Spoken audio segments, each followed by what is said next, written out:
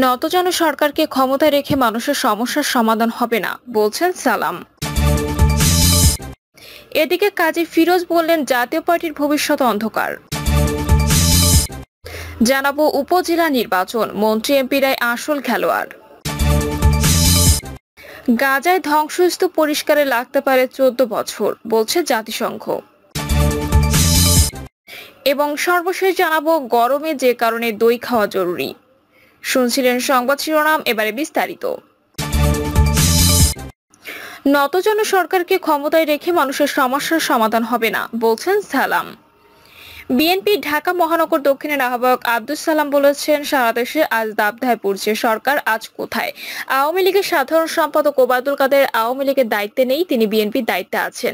ওবায়দুল কাদের শুধু বিএনপি কি করলো, তারেক রহমান কি করলো, খালেদা জিয়া কি করলো সেদিকেই তার দৃষ্টি। প্রতিটা দিন সড়কে মানুষ মারা যাচ্ছে, সেদিকে কোনো খেয়াল নেই। নতজানু সরকারকে ক্ষমতায় রেখে মানুষের সমস্যার সমাধান হবে না। সালাম বলেন, সনদবিহীন ড্রাইভার দিয়ে গাড়ি চলছে বলেই সড়কে আজ লাশের মিছিল। সড়কের মতোই সনদবিহীন সরকার আজকে ক্ষমতায়, ভোটারবিহীন সরকার আজ ক্ষমতায়। তারা জনগণের ভোট ছাড়া আজকে ক্ষমতায়, যে কারণে জনগণের দাবি ও কষ্টের আহাজারি আজ তাদের কানে পৌঁছায় না। অনুষ্ঠানে ঢাকা মহানগর দক্ষিণের সদস্য সচিব রফিকুল আলম মজনু বলেন, সাধারণ মানুষ এই অবৈধ সরকারের আমলে সব দিকেই অশান্তিতে আছে। জীবনের নিরাপত্তা নেই, বাক স্বাধীনতা নেই, তার মধ্যে তীব্র দাবদাহে জনজীবন আজ অতিষ্ঠ। মন্ত্রীদের লাগামহীন কথা মানুষকে আরো বেশি পীড়া দিচ্ছে। কাজী ফিরোজ বললেন, জাতীয় পার্টির ভবিষ্যৎ অন্ধকার। জাতীয় পার্টির ভবিষ্যৎ অন্ধকার মন্তব্য করে দলটির নির্বাহী চেয়ারম্যান কাজী ফিরোজ রশিদ বলেছেন, আগে জাতীয় পার্টিকে বলা হতো গৃহপালিত বিরোধী দল, আর এখন বলা হয় কৃতদাস। জাতীয় পার্টির ওপর মানুষের আস্থা নেই, তারপরও চেষ্টা করা হচ্ছে পার্টিকে যেন গুছিয়ে রাখা যায়। কাজী ফিরোজ রশিদ বলেন, আগামীতে দুটি মার্কা ছাড়া অন্য মার্কা খুঁজে পাওয়া যাবে না। আনোয়ার হোসেন মঞ্জু, হাসানুল হক কিনু, রাশেদ খান মেননও নিজেদের মার্কা বাদ দিয়ে নৌকায় উঠেছেন, তারপরও অনেককে ডুবে যেতে হয়েছে। নির্বাচন এখন নির্বাচনে নেই প্রতিদ্বন্দ্বিতা, এখন একটি দলের মধ্যেই হয় নির্বাচন। সাবেক এই মন্ত্রী বলেন, হঠাৎ করে বড়লোক হওয়ার একমাত্র পথ রাজনীতি। জীবনে যাদের টিন ছিল না তারা আজ প্রাডো জিপ চালায়, রাতারাতি কোটি টাকার মালিক বনে যাচ্ছে। রাজনীতি নিয়ে অপরাজনীতি চলছে, এভাবে রাজনীতি শূন্য হলে দেশ ও রাজনীতি ব্যবসায়ীদের হাতে চলে যাবে। উপজেলা নির্বাচন, মন্ত্রী এমপিরাই আসল খেলোয়াড়। শেষ পর্যন্ত প্রত্যাশিত উপজেলা নির্বাচন হচ্ছে না। প্রধানমন্ত্রী শেখ হাসিনা বা আওয়ামী লীগের নেতৃবৃন্দ যেটি চেয়েছিলেন যে একটি অবাধ, সুষ্ঠু, নিরপেক্ষ উপজেলা নির্বাচন হবে, যে নির্বাচনে যে যার মতো করে অংশগ্রহণ করবেন এবং সবচেয়ে যোগ্য প্রার্থী বিজয়ী হবেন, সেরকম একটি নির্বাচন এখন দুরাশায় পরিণত হচ্ছে। আর এই দুরাশায় পরিণত হওয়ার প্রধান কারণ হলো মন্ত্রীদের ক্ষমতার লোভ, এলাকায় তাদের প্রভাব বিস্তারের চেষ্টা এবং কোথাও কোথাও পরিবারতন্ত্র কায়েমের আগ্রাসী মনোভাব। আওয়ামী লীগের পক্ষ থেকে এবার উপজেলা নির্বাচনে অনেকগুলো সিদ্ধান্ত গ্রহণ করা হয়েছিল। প্রথমত, উপজেলা নির্বাচনে তারা দলীয় প্রতীক ব্যবহার করেনি। দ্বিতীয়ত, দলের পক্ষ থেকে এবার নির্বাচনে কাউকে মনোনয়ন দেওয়া হয়নি। তৃতীয়ত, উপজেলা নির্বাচনে যারা অংশগ্রহণ করবে তারা দলীয় পরিচয় ব্যবহার করতে পারবে না, এমন ঘোষণা দেওয়া হয়েছে।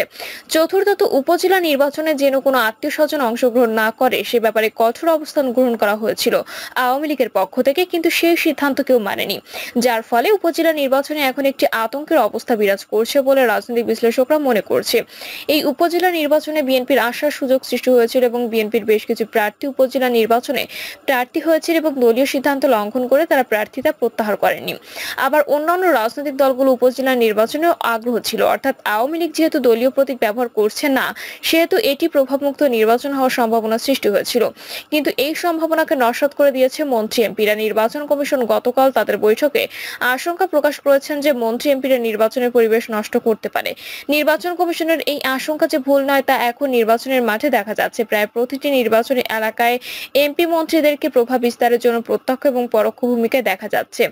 এমপিরা নির্বাচনী প্রচারে সরাসরি অংশগ্রহণ করছে না বটে, কিন্তু তাদের লোকজন এবং সমর্থকরা তাদের পছন্দের প্রার্থীর পক্ষে প্রচারণা শুরু করেছেন। এটি প্রভাব বিস্তারের জন্য প্রশাসন এবং আইন শৃঙ্খলা রক্ষাকারী বাহিনীর উপরও চাপ সৃষ্টি করবে বলে ধারণা করা হচ্ছে। কোথাও কোথাও এমপি মন্ত্রীরা সরাসরি নিজের আত্মীয়কে প্রার্থী করেছেন, আবার কোথাও কোথাও মাইম্যানদেরকে বসিয়েছেন।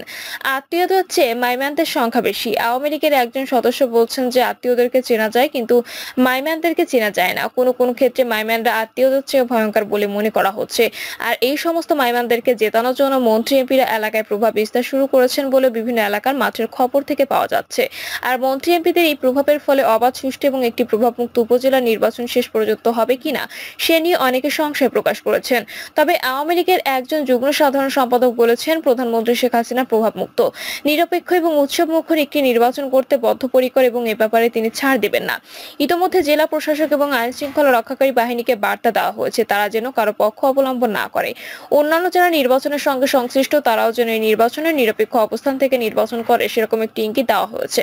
কিন্তু শেষ পর্যন্ত দলে যারা প্রভাবশালী তারা নির্বাচনে হস্তক্ষেপ করবে না এরকম প্রত্যাশা এখন করা যাচ্ছে না, কারণ প্রভাবশালীরা কারো নির্দেশনা মানে না। বিশেষ করে স্বজনদেরকে নির্বাচন থেকে সরে দাঁড়ানোর নির্দেশ যেভাবে অমান্য হয়েছে, তাতে নির্বাচনে প্রভাব বিস্তার না করার জন্য সতর্কবার্তা কতটুকু কার্যকর হবে তা নিয়ে প্রশ্ন উঠেছে। গাজায় ধ্বংসস্তূপ পরিষ্কারে লাগতে পারে 14 বছর, বলছে জাতিসংঘ। ফিলিস্তিনের অবরুদ্ধ গাজা উপত্যকায় প্রায় 7 মাস ধরে চলা ইসরায়েলের ধ্বংসাত্মক যুদ্ধ, অবিস্ফোরিত গোলা বারুদ সহ বিপুল পরিমাণ ধ্বংসস্তূপ অপসারণ করতে প্রায় 14 বছর সময় লাগতে পারে। জাতিসংঘের মাইন অ্যাকশন সার্ভিসের জ্যেষ্ঠ কর্মকর্তা পিহর লোধাম্মার এই ভবিষ্যৎবাণী করেছেন।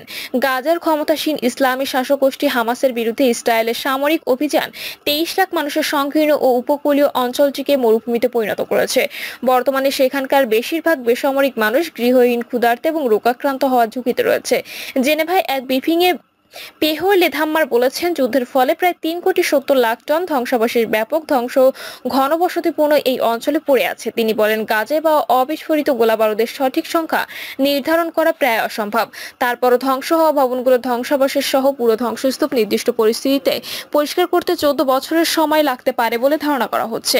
জাতিসংঘের এই কর্মকর্তা বলেছেন, আমরা জানি সাধারণত স্থল বাহিনীর ছোড়া গোলাবারুদের অন্তত 10% অবিস্ফোরিত বিকল অবস্থায় থেকে যায়। আমরা 100টি ট্রাক ব্যবহার করে 14 বছর ধরে পরিষ্কার কাজ চালানোর কথা বলছি। গাজা উপত্যকার ক্ষমতাসীন গোষ্ঠী হামাসের শত শত যোদ্ধা গত 7 অক্টোবর ইসরায়েলের উত্তরাঞ্চলে ঢুকে 1200 জনকে হত্যা ও আরো 253 জনকে ধরে নিয়ে গাজায় জিম্মি করে রাখে। গাজায় হামাসের হাতে এখনো 129 জন জিম্মি রয়েছেন বলে ধারণা করা হয়। হামাসের হামলার জবাবে 7 অক্টোবর গাজায় যুদ্ধ শুরু করে ইসরায়েলি প্রতিরক্ষা বাহিনী। এই যুদ্ধ শুরু হওয়ার পর গাজায় ইসরায়েলি হামলায় এখনো পর্যন্ত 34,000-এর বেশি ফিলিস্তিনি নিহত হয়েছেন, যাদের মধ্যে অন্তত 2/3 নারী ও শিশু। গরমের যে কারণে দই খাওয়া জরুরি। অসহ্য গরমে সুস্থ থাকতে খাবার ও পোশাকের প্রতি সবারই বিশেষ নজর থাকে। এ সময় শরীর আর্দ্র ঠান্ডা রাখা প্রয়োজন। গরমে পানি শূন্যতা একটি বড় সমস্যা। পানি শূন্যতা থেকে ক্লান্তি, অবসন্ন ভাব হয়। খাদ্য তালিকায় দই রাখলে নিজেকে কিছুটা শিথিল লাগবে। এটি মুড ভালো রাখতেও সাহায্য করে। এ সময় খুব ক্লান্ত লাগলে একটু দই খেয়ে নিন। এই গরমে দই খেলে শরীর ঠান্ডা থাকে। দইয়ে রয়েছে calcium, vitamin D, vitamin B12, zinc ও ফসফরাস। শরীর ঠান্ডা রাখার পাশাপাশি দইয়ে রয়েছে আর উপকারী গুণ। দইয়ের কিছু উপকারী গুণ এবং গরমে দই খাওয়া কেন ভালো এ বিষয়ে জীবনধারা বিষয়ক ওয়েবসাইট বোল্ড স্কাই এর স্বাস্থ্য বিভাগে প্রকাশ হয়েছে একটি প্রতিবেদন। দইয়ের মধ্যে রয়েছে এক ধরনের ব্যাকটেরিয়া যা হজমে সাহায্য করে, রোগ প্রতিরোধ ক্ষমতা বাড়ায়। দই শরীরে বাজে কোলেস্টেরল হওয়া প্রতিরোধ করে, হৃৎপিণ্ডকে ভালো রাখে। এটি রক্তচাপকেও ঠিকঠাক রাখতে সাহায্য করে। দুধ খেতে ভালো না লাগলে দই খেতে পারেন, এতে দুধের মতোই পুষ্টি থাকে। হাড় ও দাঁতকে ভালো রাখে দই। এটি হাড়ে অসুখ, অস্টিও আর্থ্রাইটিস ও অস্টিওপরোসিস প্রতিরোধে কাজ করে। গরমের সময় ডিসেন্ট্রির সমস্যা অনেকের হয়। 1 কাপ দই খাওয়া ডিসেন্ট্রির সমস্যা উপশমে অনেকটাই কাজ করবে। প্রিয় দর্শক, এই ছিল এখনকার সর্বশেষ সংবাদ। আপডেট সব সংবাদ পেতে চ্যানেলটি সাবস্ক্রাইব করে বেল আইকনটি ক্লিক করে রাখুন।